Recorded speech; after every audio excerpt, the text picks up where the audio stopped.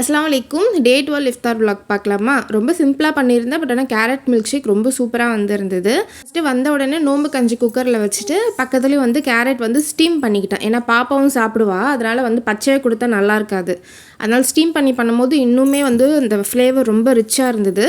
Carrot ஒரு 3 to 5 minutes steam பண்ணி எடுத்துக்கிட்டேன். அது கூடவே முந்திரி, அதுக்கப்புறம் பாதாம் அதை ஒரு ½ அன் ஹவருக்கு முன்னாடியே ஹாட் வாட்டரில் ஊற வச்சு எடுத்துக்கிட்டேன்.